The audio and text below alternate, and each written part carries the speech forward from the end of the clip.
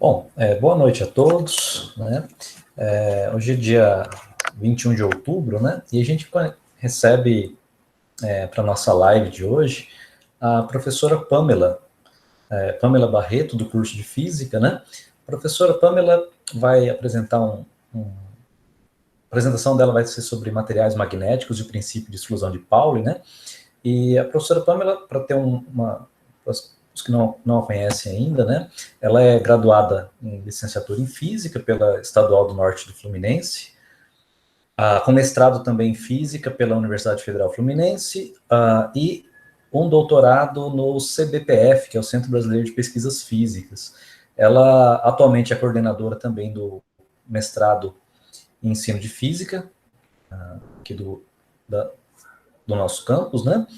E, além de ser autora de vários artigos, ela tem 2 livros na área, né, de eletromagnetismo, né? Um que é o Eletromagnetismo, uma viagem do macro ao micro, e um estudo do fenômeno, e o outro é o estudo do fenômeno de exchange bias em tricamadas de algum composto aqui, não sei nem pronunciar, mas... Magnético.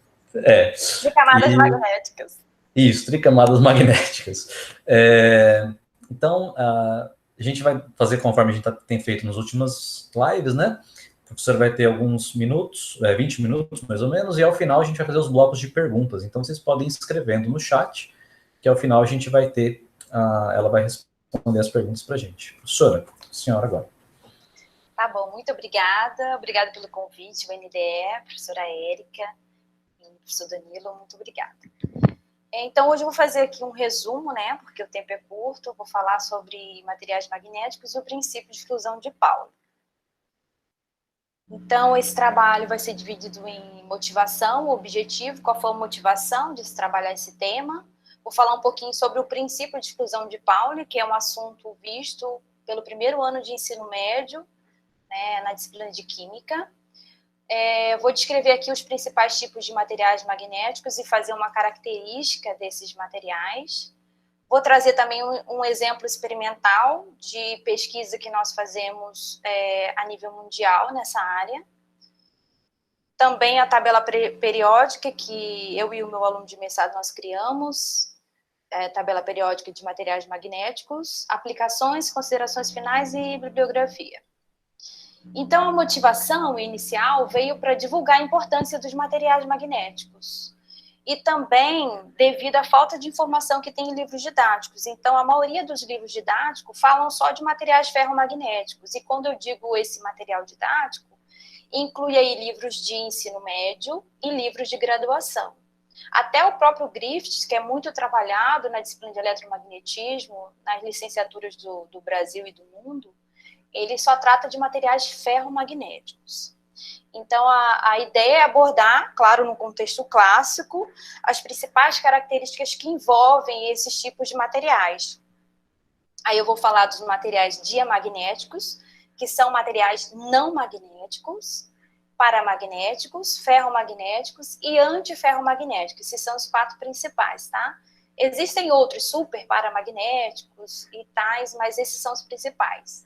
E aí a ideia é colaborar e complementar um estudo de eletromagnetismo, tanto no ensino médio quanto na graduação. E o objetivo principal é que esse trabalho seja potencialmente significativo, que seja uma ferramenta que desperte o interesse e a aprendizagem do aluno. Então, eu vou começar aqui com o princípio de exclusão de Pauli, mas para isso a gente tem que relembrar do que significa o momento angular, o momento magnético e o princípio de exclusão de Pauli. A gente está utilizando aqui o modelo de átomo de Rutherford-Bohr, que é aquele em que o elétron ele gira em torno do núcleo, tá? Então, existem 2 movimentos aí do elétron. Tem um movimento de translação em torno desse núcleo, que gera o momento angular e também o momento magnético, que é esse momento angular, esse Lzinho, o momento magnético é o Mi, tá? E também o momento de rotação do elétron. Então, o momento de rotação, a gente chama de momento de rotação do elétron. E o momento de translação, a gente chama de movimento de spin-órbita. É o momento de spin em órbita.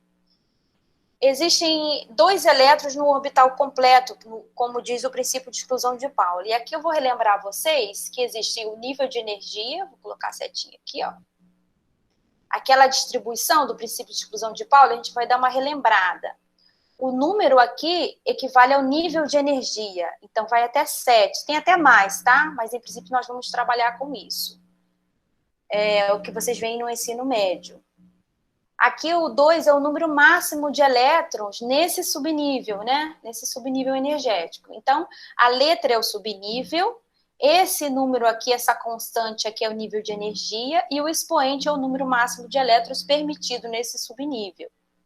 Então, só para lembrar, o subnível S permite no máximo 2 elétrons.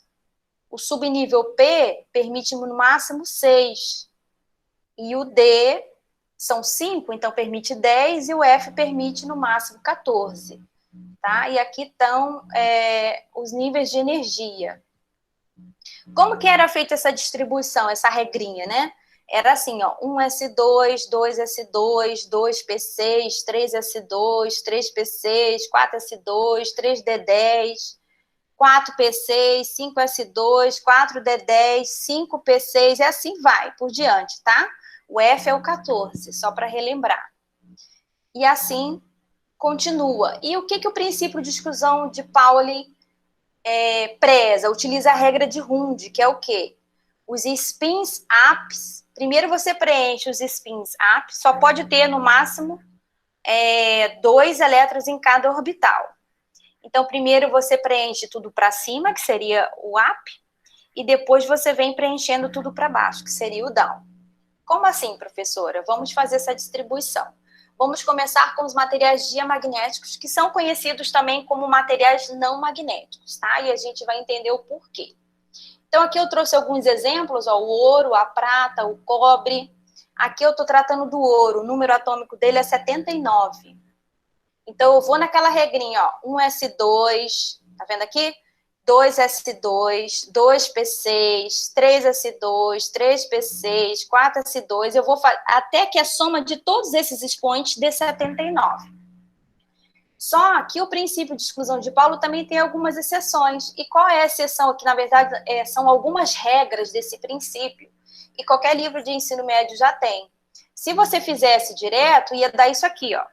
No final, ó, 6s2, 4f14, 5d10. Só que essa exceção diz o quê? Que primeiro temos que preencher os subníveis menos energéticos. Então, aqui, ó, 6s1, como que ficaria o certo aqui, ó? Os níveis menos energéticos, ó, aqui é o 4f14, 5d10 e 6f. Então, primeiro preencho 4, o nível 4, depois o nível 5, depois o nível 6. Então, nesse caso, ficaria 3p6 aqui no final, ó, 6s1, f, 4f14, 5d10. Porque aqui ainda tem como preencher. E o que a gente pode ver? Que no subnível mais energético, aqui que é o F e também o D, que são os mais energéticos, nós temos spins compensados. O que significa compensado? O up anula o down. Então, eu tenho um spin up e um spin down no mesmo orbital. Até coloquei aqui, olha. Quando a gente tem a rotação do spin, a gente tem um momento de spin. E esse momento de spin dos elétrons, ele pode ser mais meio e menos meio. Então, quando ele está up e eu tenho outro down, significa que a magnetização do que está para cima que o spin que está para cima tem uma magnetização contrária do que está para baixo. Então, no final, eu tenho uma magnetização total nula nesse orbital, tá? Com relação ao momento de spin. Então, quando eu tenho nos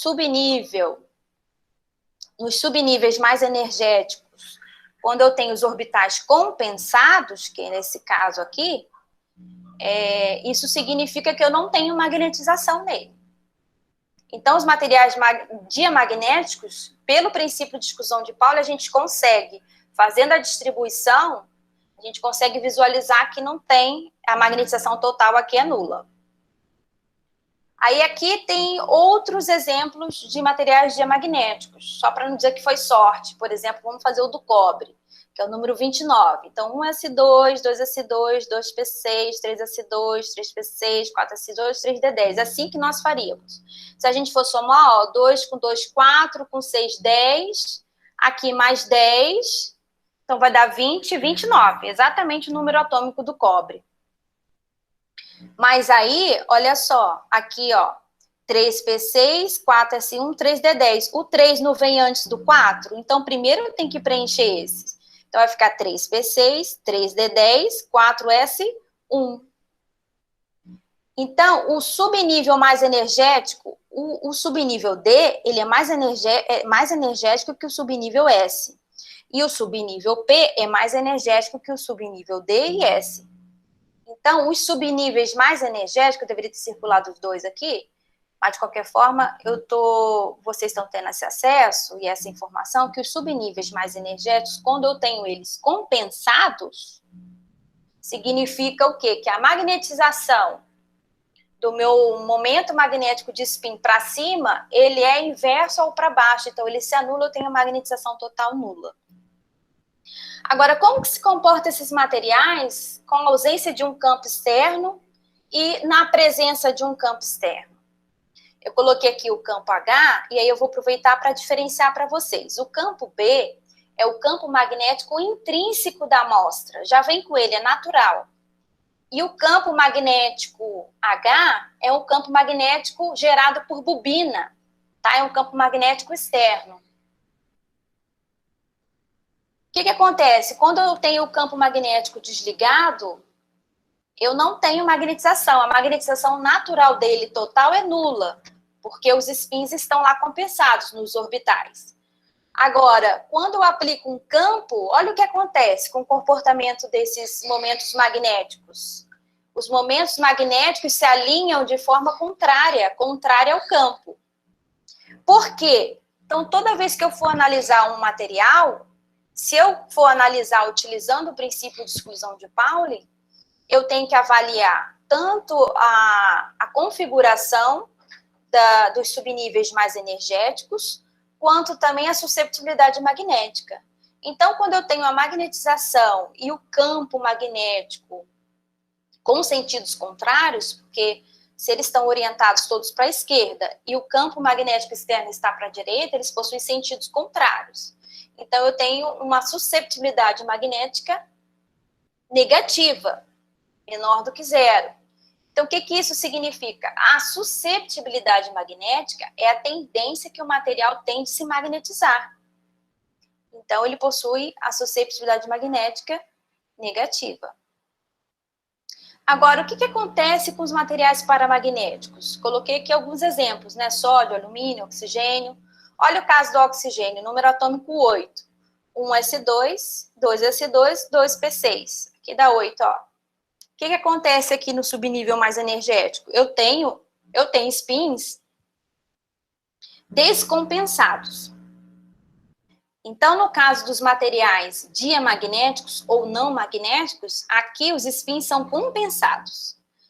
E aí eu tenho magnetização total nula do momento de spin.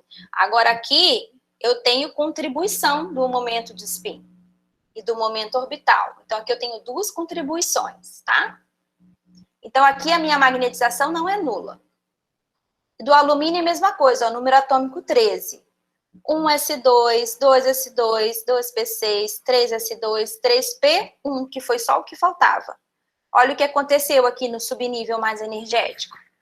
Eu tenho um spin descompensado. Então, eu tenho alguma magnetização. Tem contribuição ali da magnetização relacionada ao spin. Como que se comportam os materiais paramagnéticos quando eu tenho na ausência de campo? Ou seja, o material naturalmente já tem essa orientação. Então, os momentos magnéticos desse material, eles se distribuem de forma aleatória, de forma que a magnetização total desse material ele é nula. Agora, quando eu coloco esse material na presença de um campo magnético externo, todos esses momentos tendem a se orientar no sentido desse campo. Só que quando eu desligo o campo, o que acontece? Se eu desligar o campo aqui, em um certo momento, esses momentos magnéticos vão ficar todos aleatórios novamente. O material magnético possui susceptibilidade magnética positiva, já que eles se orientam no sentido do campo, olha. Só que a susceptibilidade magnética dos materiais paramagnéticos, ela é muito baixa. Então, vamos fazer a diferença. Os materiais diamagnéticos têm spins compensados, susceptibilidade magnética negativa. Os materiais paramagnéticos possuem susceptibilidade magnética positiva, porque se orientam a favor do campo, e eles... Me perdi aqui no que eu estava falando. Susceptibilidade magnética positiva.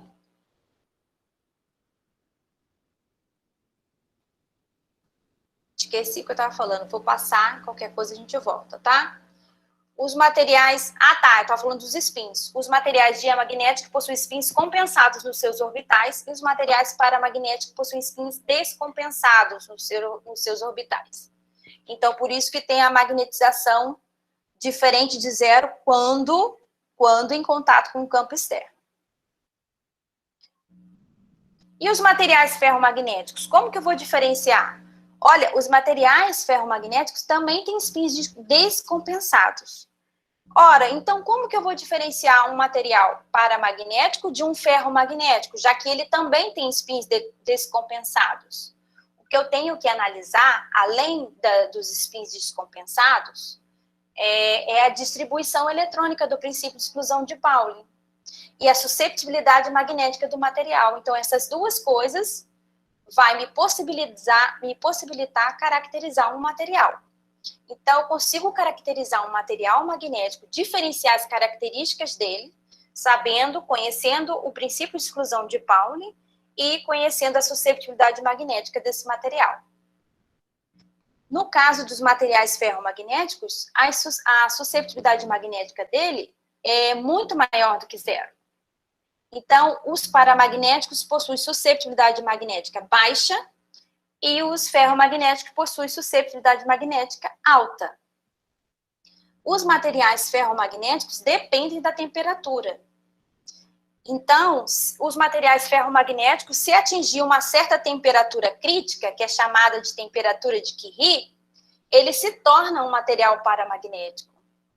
Geralmente, os livros que a gente tinha conhecimento em relação à distribuição e as características dos materiais, eles sempre colocavam numa tabela, diziam que os elementos da tabela periódica eram sempre divididos em materiais diamagnéticos e paramagnéticos, justamente porque, o que não é verdade, mas os materiais ferromagnéticos podem se tornar paramagnéticos se atingirem uma temperatura crítica chamada temperatura de Curie.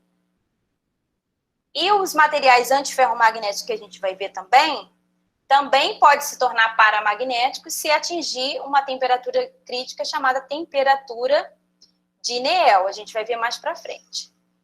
O que acontece aqui? Os materiais ferromagnéticos, eles possuem domínios magnéticos. E esses domínios têm uma magnetização total diferente de zero. Então, cada domínio desse tem uma orientação. Tá? Agora, existem materiais ferromagnéticos que têm uma magnetização total nula, dependendo das orientações desses momentos. Ok? E aí, o que acontece? Quando a gente aplica um campo magnético, todos esses momentos magnéticos se orientam a favor do campo. E se a gente retirar esse campo, o material continua tendo orientação. Olha, os domínios têm orientações magnéticas. Então, o que diferencia o material ferromagnético do para é que o material ferro, ele se desligar o campo, ele permanece com magnetização. E o material paramagnético, não. Se você retirar o campo, os momentos ficam aleatórios, a magnetização total é nula. Os materiais ferromagnéticos, eles apresentam curva de esterese. O que é uma curva de esterese? É uma curva medida com relação à magnetização, tem o eixo da magnetização e o eixo do campo magnético. Aqui é o campo magnético externo, que é o gerado por bobina. Eu até coloquei aqui a relação, ó, relação entre B e H é um μ, que é a permeabilidade magnética do material, que depende do meio, e a relação da magnetização com o campo H externo, ele depende da susceptibilidade magnética, que é a tendência que o material tem de se magnetizar. Então, o que a gente pode observar aqui? Se eu tenho um campo nulo, aí eu vou começar aumentando o campo. Aí, o que acontece com o aumento do campo? Os materiais tendem a se alinhar, até chegar num ponto em que todos os momentos magnéticos estão alinhados no sentido do campo. Quando isso ocorre, a gente chama isso aqui de magnetização de saturação, que é a magnetização máxima do material. Eu posso aumentar mais o campo, que não vai mudar mais em nada aqui, ó, vai ficar constante, porque todos já estão orientados no sentido do campo. E aí, se eu for diminuir o campo, olha, eu posso até desligar o campo e eu vou ter ainda momentos magnéticos. Aqui, ó, eu estou diminuindo o campo, eu aumentei o campo, aí todos os spins, os momentos de spin se orientaram, os momentos magnéticos desses spins se orientaram. E aí eu posso diminuindo o campo, se eu for diminuindo o campo até chegar a zero, eu vou ter ainda uma magnetização residual, que a gente chama de magnetização remanescente. A gente vai ter a magnetização residual, tá? Então, quando o campo é nulo, eu ainda tenho uma magnetização residual. E se eu sigo diminuindo o campo, os materiais vão tender a se orientar no sentido contrário, mas vai chegar um ponto em que todos vão estar de forma aleatória, em que a magnetização é nula, ó. Então, chega num ponto que a magnetização aqui é nula. A gente chama isso aqui de campo coercitivo. E aí o ciclo, ele se completa até chegar um ponto que todos se orientam novamente, e aí a gente volta fazendo um ciclo. Esse ciclo chama-se curva de esterese. Para esses tipos de materiais, existe, a gente chama aqui, ó, de material ferromagnético duro, que tem esse comportamento. Isso aqui significa que ele tem um campo coercitivo mais alto, né? Esse material ferromagnético duro, ele tem um campo coercitivo mais alto. Isso significa que ele demora mais para saturar, tá? Então, os materiais demoram mais tempo para se orientarem no sentido do campo. E o material ferromagnético mole é o inverso, o campo coercitivo é baixo, e os materiais, eles se alinham rapidamente no sentido do campo, ou seja, saturam rapidamente. Aí aqui, como eu falei, né, só para relembrar, os materiais antiferromagnéticos e o ponto de Néel. Ou seja, os materiais antiferromagnéticos também possuem spins desemparelhados nos subníveis mais energéticos, só que a susceptibilidade magnética dele é nula. Olha só o que acontece.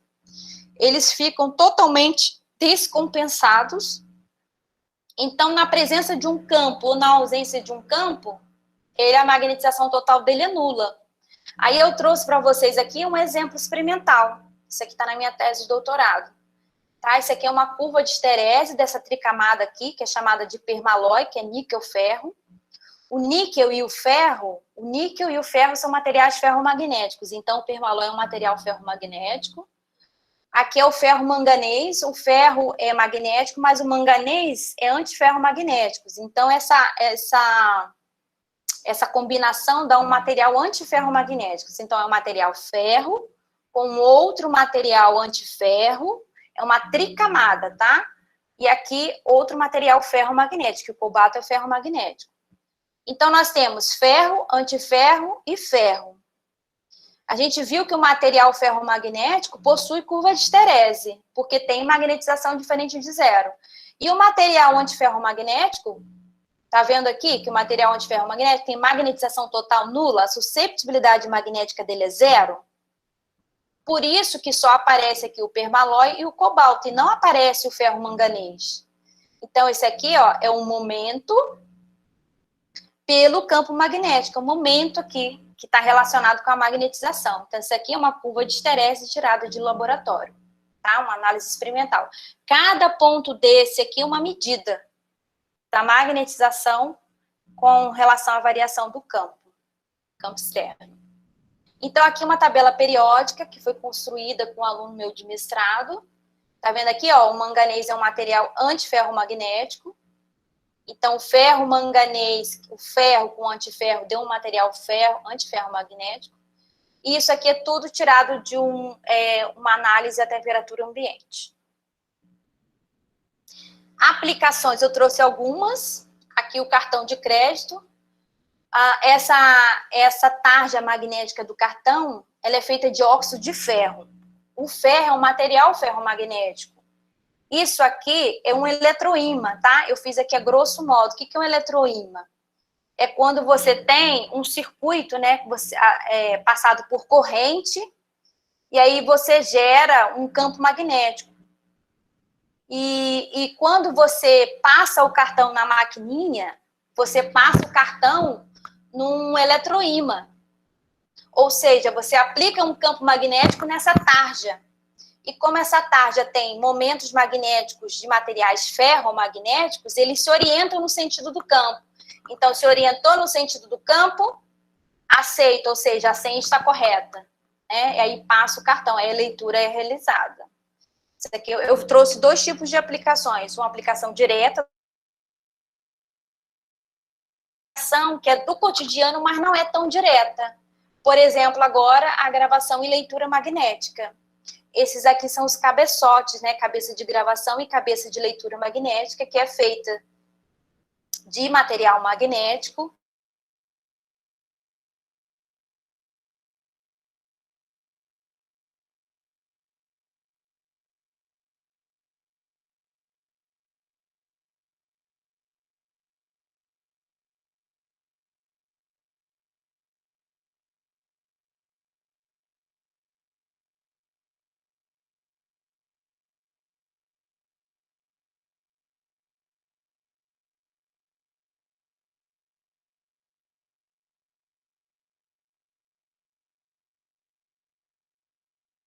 O que é isso? É o deslocamento da curva de esterese. Essa curva deveria estar aqui no centro, ó. Mas ela está deslocada. Então, o exchange bias é o deslocamento dessa curva de esterese. Há um deslocamento aqui no cobalto e há um deslocamento maior ainda para o permalói. Porque são materiais ferromagnéticos. Eu tenho duas interações aqui. Eu tenho o acoplamento permalói, ferro-manganês, e tem o acoplamento cobalto, ferro-manganês. Ou seja, ferro com antiferro e antiferro com ferro.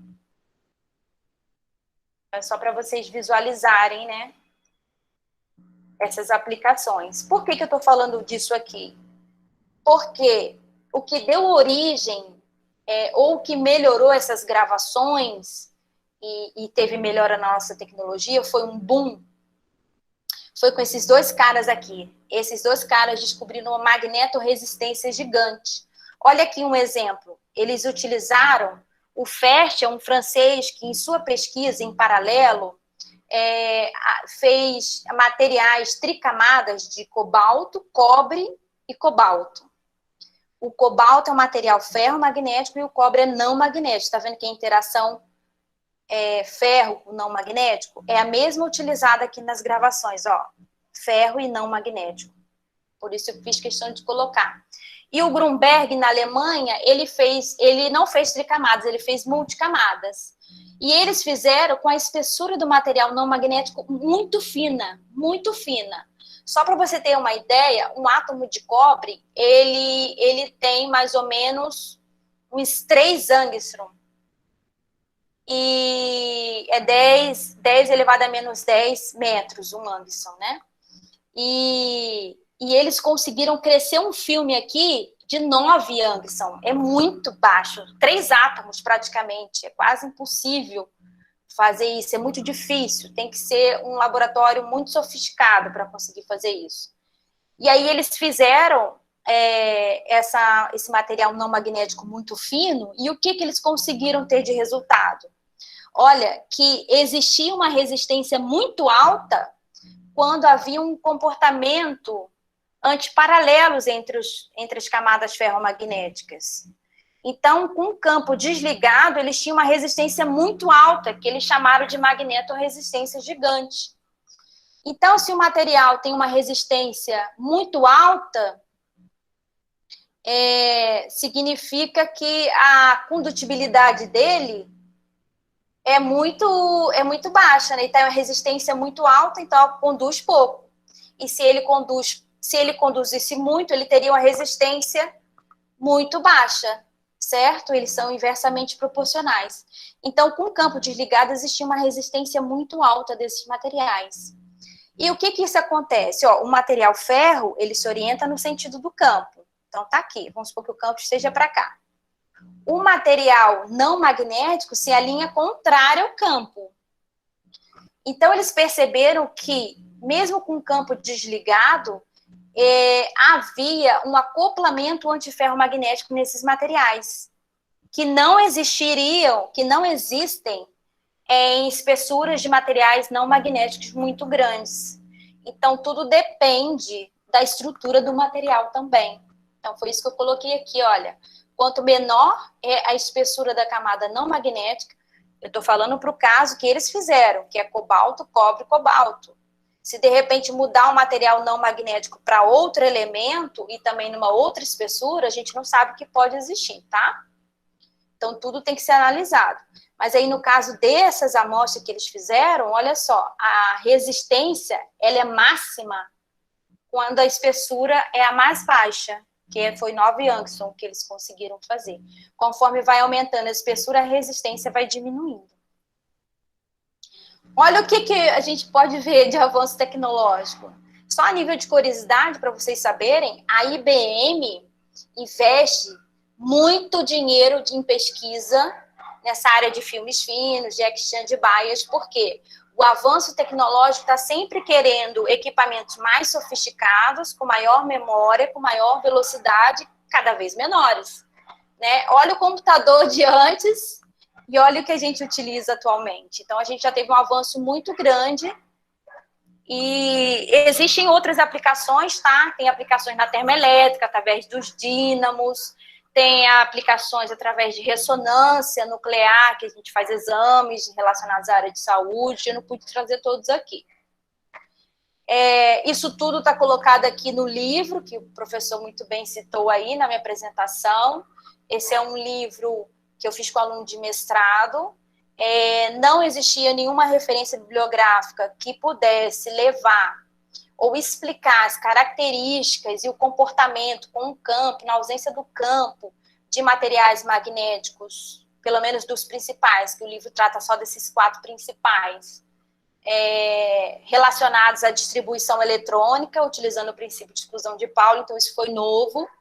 E a ideia era explicar para um aluno de primeiro período de graduação, que nunca viu eletromagnetismo, por que não era correto a gente analisar a tabela periódica como materiais diamagnéticos e paramagnéticos, e sim, pelo menos com esses 4 principais. Então, eu fui fazer uma explicação e acabou surgindo esse livro. Esses são os autores do livro. Esse livro, além disso, vou fazer uma propaganda que fala sobre história da ciência. Tem 5 exemplares doados à biblioteca, tá, gente? Não é propaganda para comprar, não, é para utilizar. Se comprar, melhor ainda, né? Mas fala sobre história da ciência, também tem mapas conceituais sobre temas específicos, também tem experimentos de baixo custo relacionados aos temas, porque lá a gente teve que fazer uma revisão a nível de ensino médio. Então, quem estiver fazendo Física 3 e também eletromagnetismo e esquecer alguma coisa e quiser procurar um livro complementar, eu indico esse. Física no cotidiano, olha, como que está aí os materiais magnéticos, a utilização. Simulações computacionais, a gente dá algumas dicas também. E é isso. Então, a consideração final é que esse trabalho mostrou que é possível a gente ensinar a física desenvolvida e pesquisada no mundo, que foi o que eu coloquei lá para vocês, né? Que são exemplos um exemplo experimental do que é feito, por exemplo, na IBM. e de forma clara e objetiva, utilizando conceitos de ensino médio, que foi o princípio de exclusão de Pauli. Então, acho que é possível a gente ensinar qualquer tema de física de forma mais clara, objetiva e didática, para que todos os alunos, inclusive os de ensino médio, tenham acesso ao que é pesquisado aí no mundo, na área da física. É isso. Muito obrigada. Bom, muito obrigado, professora. Uma excelente palestra. Acho que todo mundo aprendeu bastante. E a gente vai para os blocos de perguntas agora, né? Tá. Então,